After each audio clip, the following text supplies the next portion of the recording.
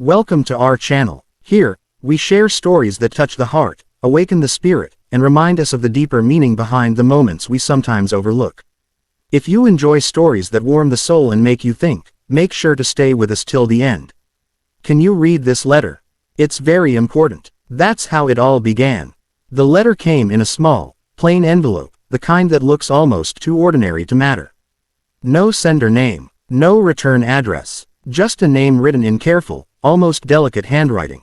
The name belonged to a boy named Thomas, a quiet 12-year-old who loved drawing clouds and watching ants crawl along the sidewalk. He was not someone who received letters. In fact, no one in his house received letters anymore. Everything was email, messages, alerts. But this letter looked like something from another time, another world. His mother found it in the mailbox when she came home from work, balancing groceries in one arm while answering a call with the other. She placed it on the kitchen table without thinking much about it. Thomas noticed it immediately. Something about the way his name curved on the envelope felt personal, familiar, and yet mysterious. He sat down and gently picked it up. The paper felt warm, as if it had just been touched by someone. Maybe even someone who cared. He opened it slowly, carefully, like it might crumble if handled too quickly. Inside was a letter. The first line read, "If you are reading this, then you are the one I chose. Please don't be afraid. This is very important." Thomas took a small breath. His hands trembled just a little. He continued reading. "My name is Elise. I am 7 years old. Or at least, I was. I don't know how much time has passed. I am writing to you because you can help me. I hope you can." Thomas froze. A little girl, 7. Was this a prank? A trick? But something about the writing felt real. Innocent. Pure. Like a voice too sincere to lie. "I used to live near a small clearing in the woods at the edge of town. There was a big oak tree there. My favorite place. That's where I left something very important. Something I need you to find. Please go there. Please." The letter ended there. No explanation. No signature. Just a sense of urgency that wrapped around Thomas like a whisper. He showed the letter to his mother. She glanced at it, sighed, and said it was probably someone's idea of a joke. Kids at school played games. Sometimes cruel ones. She told him to throw it away. But Thomas couldn't. Something in his chest, something small and gentle and persistent, told him this was real. The next morning, he took his bike and rode to the clearing near the woods. The sun was soft, still climbing the sky. The grass glowed, and the air smelled like pine and earth. The clearing was quiet, the kind of quiet that holds its breath.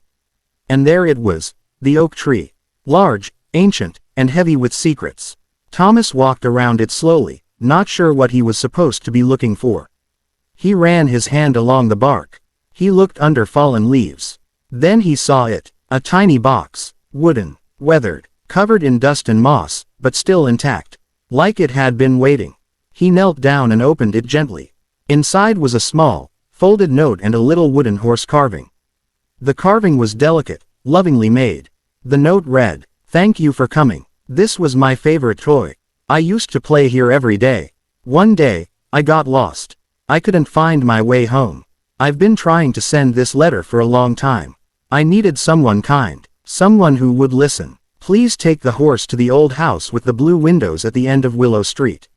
That was my home. My mother still cries for me." Thomas felt his breath catch.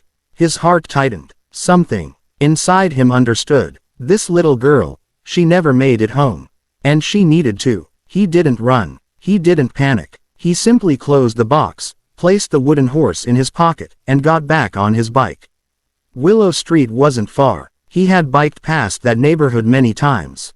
And yes, there was an old house with blue windows. The paint was chipped, and the yard was quiet. Too quiet. He walked up and knocked gently. A woman opened the door. Her eyes were tired, her shoulders heavy. "Yes," she asked softly. Thomas held out the wooden horse. "I think this belongs to you," he said. The moment she saw it, her hand flew to her mouth. Her eyes filled instantly with tears. "Elise," she whispered. Her voice cracked, but it was a whisper full of love. She took the carving in her hands as if holding something alive. "I found it in the woods," Thomas said quietly. She nodded, unable to speak for a long moment.